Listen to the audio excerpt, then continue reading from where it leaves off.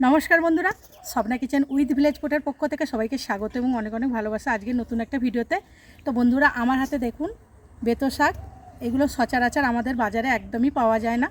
কিছুদিন আগে আমি বাপের বাড়ি গিয়েছিলাম, সেখান থেকে এই শাকগুলো নিয়ে এসেছি। এগুলো আলু বাড়িতে হয় আর সিজনে কিন্তু একবারই পাওয়া যায়। আর এর কিন্তু অনেক উপকার আছে, যেমন ধরুন পিত্তথলিতে, পিত্ত, চোখ এবং লিভার সবই ভালো রাখে এবং মুখে যে অরুচি থাকে সেই অরুচিও দূর করে। ভীষণই উপকারী একটা শাক। আজকে এই শাকটা খুব অল্প উপকরণে এবং খুব অল্প মশলায় রান্না করব। ভিডিওটা প্রথম থেকে শেষ পর্যন্ত দেখতে থাকবেন, ভিডিওটা কোথাও স্কিপ করবেন না। এখন রান্নাঘরে যাব, আর ভিডিও ভালো লাগলে অবশ্যই লাইক কমেন্ট শেয়ার করবেন। আর আমি কিন্তু একদম ফাঁকা মাঠেতে আজকে রেসিপিটা করব।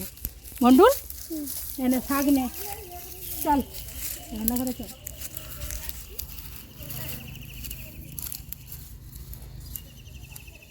দেখুন শাকগুলো কিছুটা তুলসী পাতার মতো দেখতে, আমার মনে হচ্ছে যেন তুলসী পাতা, কিন্তু এগুলো যেন একটু বালি বালি মতো আছে। পাতাগুলো দেখলে মনে হবে বালির মতো। এবার ভালো করে শাকগুলো বেছে নেব।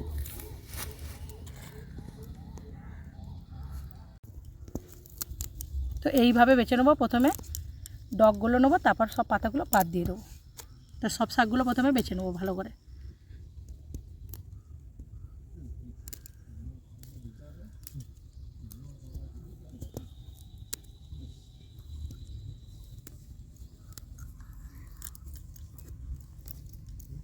তো সব শাকটা দেখুন খুব ভালো করে বেছে নিয়েছি, এইবার কেটে নেব।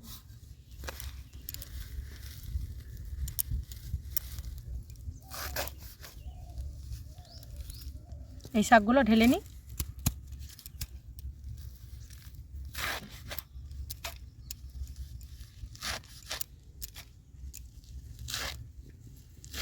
খুব যে সরু করে কাটছি তা না, একটু বড় বড় রেখে কাটছি, খুব ছোট ছোট করে কাটছি না। তো সব শাকগুলো ভালো করে কেটে কুচিয়ে নিয়েছি, এবার ধুয়ে ফিরে আসছে। তো শাক কেটে খুব ভালো করে ধুয়ে নিয়েছি, আর শাকের সঙ্গে আমি কিছু সবজি নিয়েছি। দেখুন নিয়েছি ছোট ছোট করে আলু কেটে নিয়েছি, বেগুন, মটরশুঁটি, পেঁয়াজ আর কাঁচা লঙ্কা। এইবার উনুনটাকে ধরিয়ে নেব।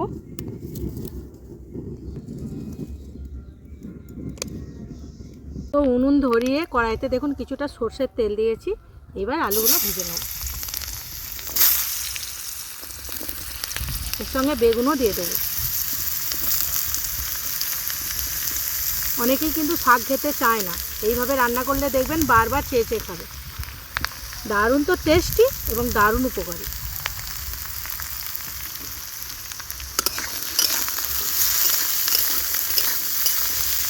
এবার দিচ্ছি কিছুটা লবণ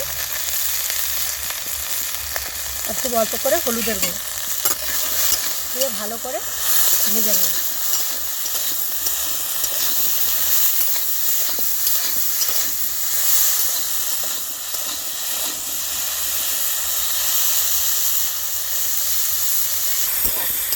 তো আলু আর বেগুন খুব ভালো করে ভেজে নিয়েছি, এইবার নামিয়ে নেব।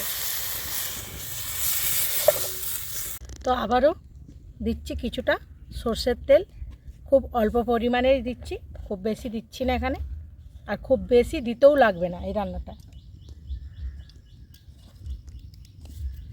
দিচ্ছি একটা তেজপাতা, দুটো শুকনো লঙ্কা, আর দিচ্ছি 1 চামচ কালো জিরের ফোড়ন। তো ফোড়ন খুব ভালো করে ভেজে নিয়েছি, এবার দিচ্ছি পেঁয়াজ কুচি। এবার দেবো 3টে সেরা কাঁচা লঙ্কা।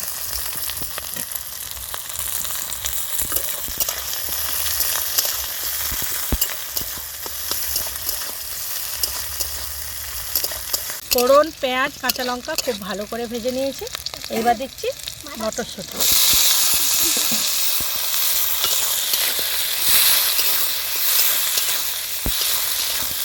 তো মটরশুঁটি খুব ভালো করে ভেজে নিয়েছি, এবার দেবো শাক।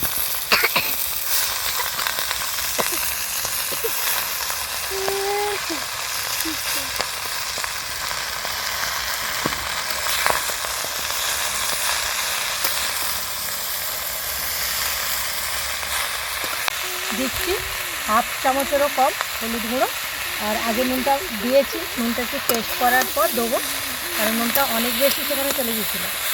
এবার একটা ঢাকনা দিয়ে ঢেকে দেবো।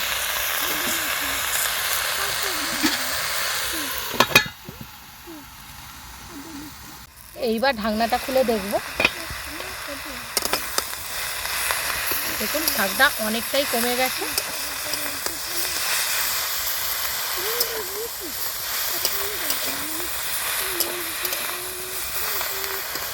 তো দেখুন শাকটা খুব ভালোভাবে মজে গেছে। এইবার ভেজে রাখা আলু আর বেগুন এর উপর দিয়ে দিন।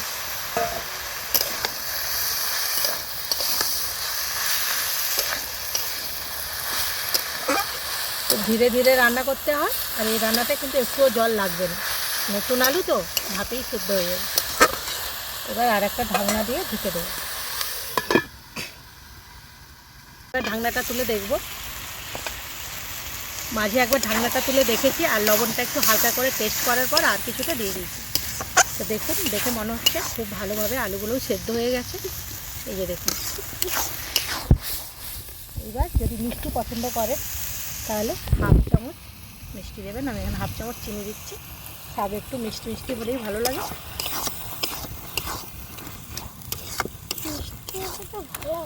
মিষ্টি হলে ভালো হয়। তোর মিষ্টি মিষ্টি হলে ভালো লাগে। প্রচুর ঝাল, লঙ্কা দিয়ে দিলে ঝাল। রান্নাটা হয়ে গেছে। এইবার আমি একটা থালার উপর নামিয়ে নেব।